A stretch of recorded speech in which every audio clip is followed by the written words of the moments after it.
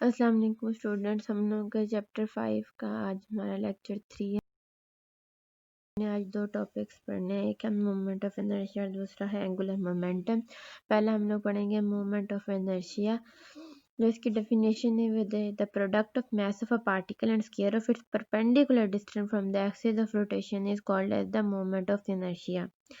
हमारे पास बेटे जो पार्टिकल होता है जो जिसका मास m होता है वो सर्कमफ्रेंस पर मूव कर रहा होता है। सर्कुलर बॉडी जो भी ऑब्जेक्ट होता है वो जो सर्कुलर मोशन ऑब्जर्व करता है वो खुद तो सर्कमफ्रेंस पर होता है ना, वहाँ पे मौजूद बॉडी का जो मास है वो और the square of its perpendicular distance from axis of rotation. आप सबको पता है कि जो एक्सिस ऑफ रोटेशन है वो जेड एक्सिस को लेते हैं और जो सर्कल है वो प्लेन में बनता है, तो इस लिहाज से जो प्लेन के ऊपर जेड एक्सिस है वो 90 डिग्रीज पर होगा। तो इस लिहाज से बेटे ये परपेंडिकुलर डिस्टेंस यानी रेडियस की बात हो रही है।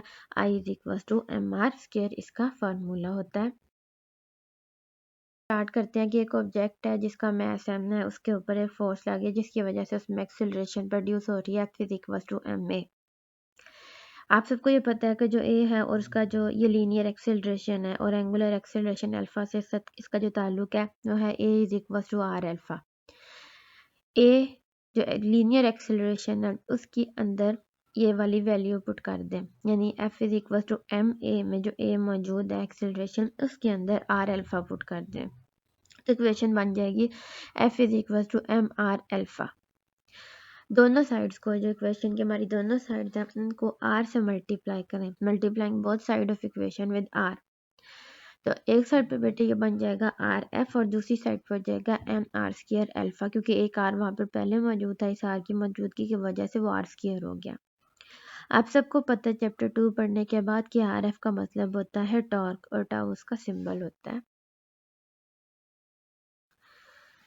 तो इस तरह हमारे पास दो इक्वेशन इस वक्त मौजूद है, एक है F is equal to M A और एक है tau is equal to M R square alpha. इन दोनों इक्वेशंस को अब मैं कंपेयर करूंगी। हम लोगों ने चैप्टर 2 में जब टॉर्क का टॉपिक पढ़ा था तो उसका आखिरी पैराग्राफ जिसमें हमने सिग्निफिकेंस ऑफ टॉर्क पढ़ी थी, वहाँ हमने कहा था कि जो काम फोर्स लीनियर मोशन में करती है वही काम टॉर्क एंगुलर मोशन में करता है। मतलब फोर्स का काम होता है लीनियर एक्सेलरेशन को प्रोड्यूस करवाना और टॉर्क का काम होता है एंगुलर एक्सेलरेशन को प्रोड्यूस करवाना। तो इसका मतलब ये है कि जो हमारे पास F is equal to M है और tau is equal to M R square alpha, ये दोनों सेम ही इक्वेशंस हैं। F is equal to M A linear motion के लिए है और जो दूसरी है वो एंगुलर मोशन के लिए है। तो अगर हम इन दोनों को कंपेयर करें तो हमें एक तो पता चल गया कि जो काम F का लीनियर में है वो काम टॉर्क का एंगुलर में है। इसी तरह जो A है F is equal to M A में जो A एक्सेलरेशन मौजूद है वो लीनियर एक्सेलरेशन है और जो दूसरी इक्वेशन है उसमें जो अल्फा मौजूद है वो एंगुलर एक्सेलरेशन है। तो ये दोनों भी एक दूसरे के साथ कंपेयर हो गई। अब रह गया ये M, जो काम लीनियर मोशन में मास कर रहा है, इसका मतलब ये है कि वही सारा काम एंगुलर मोशन में एम आर स्क्वायर यानी मोमेंट ऑफ इनर्शिया कर रहा है। तो ये होता है हम लोगों के पास मोमेंट ऑफ इनर्शिया, जिसको हम रोटेशनल इनर्शिया भी बोलते हैं। यानी जो काम लीनियर मोशन में मास करता है वही काम एंगुलर मोशन में मोमेंट ऑफ इनर्शिया करता है। Moment of inertia plays the same role in angular motion as mass in the linear motion.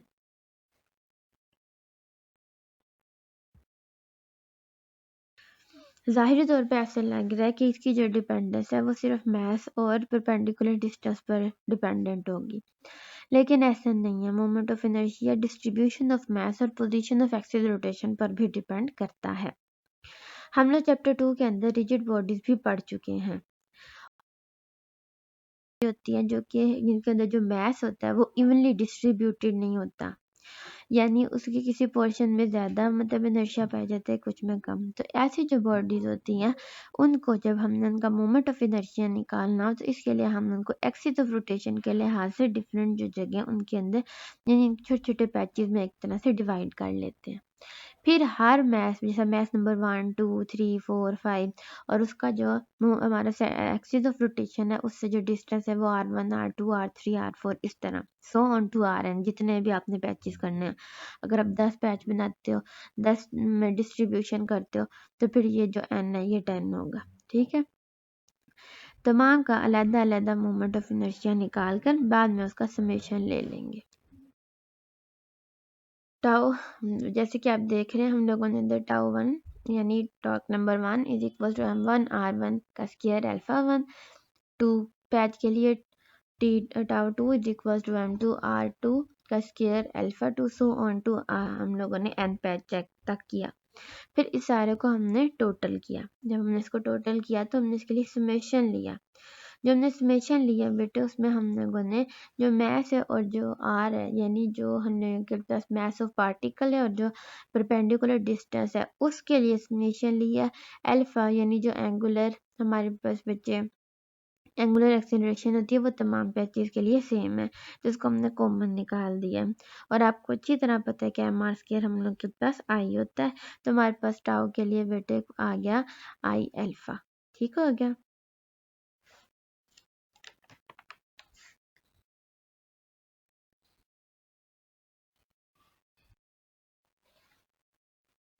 तो ये होता है हम लोगों के पास मोमेंट ऑफ इनर्शिया यानी हम लोग जब मास ऑफ अ पार्टिकल और perpendicular distance from axis of rotation का स्केयर लेते हैं तो ये हमारे पास मोमेंट ऑफ इनर्शिया कहलाता है। ये वही काम करता है जो लीनियर में मास करता है और इसका एक और नाम रोटेशनल इनर्शिया भी है।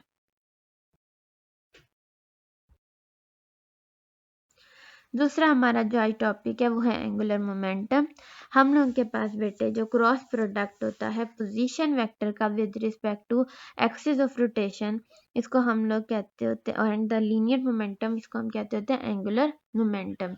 बेटे जो पार्टिकल है जिसका मास m है वो सरकमफ्रेंस पे होगा। और आपको एक और बात भी पता है कि उस पॉइंट पर अगर हम उसको छोड़ दें तो हम लोग के पास यानी स्नैपिंग करें तो उधर हमारे पास जो टेंजेंशियल वेलोसिटी आती है वो v होती है जो कि लीनियर वेलोसिटी होती है यानी वहाँ पे m भी मौजूद है v भी मौजूद है। तो थर्ड चैप्टर हमें यह बताता है कि p is equal to M V होता है यानी जो लीनियर मोमेंटम होता है जिसे हम कहते हैं कि ये क्वांटिटी ऑफ मोशन है वो वहाँ पर मौजूद है क्योंकि आपको पता है वहाँ पर वेलोसिटी का जो फैक्टर है वो मौजूद है।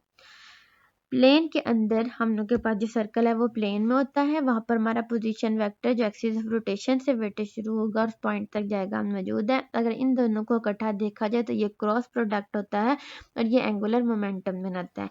जैसे लीनियर मोमेंटम होता है वैसे ही एंगुलर मोमेंटम हमें क्वांटिटी ऑफ मोशन बताता है। अगर हम इसको ओपन करें तो ये बनता है मैग्नीट्यूड वाइज बात करें बेटे तो L is equal to R P sine theta. P यानी linear momentum is equal to M V उसकी वैल्यू पुट की हमने। हमें पता चलता है कि जो एंगल है बेटे वो 90 होगा। क्यों? क्योंकि बेटे जो पोजीशन वेक्टर है वो है बेटे जो रेडियस की जगह। और आपको पता है जो लीनियर वेलोसिटी होती है वो इसके ऊपर यानी जिस पॉइंट पर ये सर्कमफ्रेंस को टच करता है रेडियस उसके ऊपर 90 डिग्रीज पे होता है तभी तो उसको टेंजेंट बोलते हैं। तो इसलिए the angle between position vector and linear momentum ने 90 डिग्रीज। जब हम 90 डिग्रीज पुट किए तो साइन 91 होता है तो L is equal to M R V हो गया।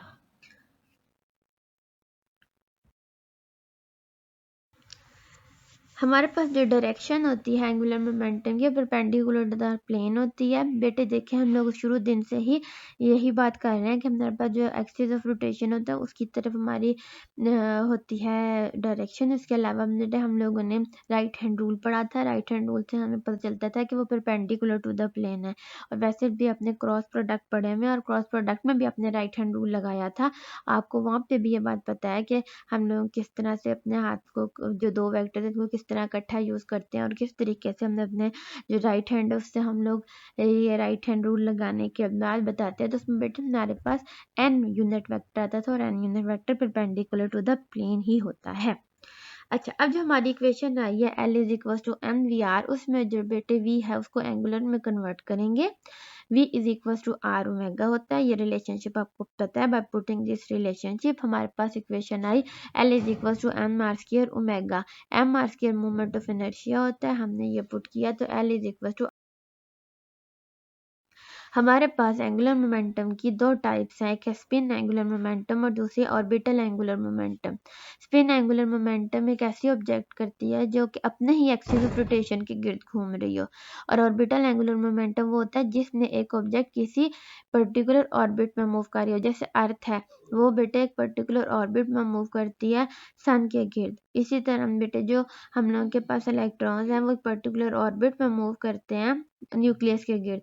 तो ये जो टाइप होती है इसको ऑर्बिटल एंगुलर मोमेंटम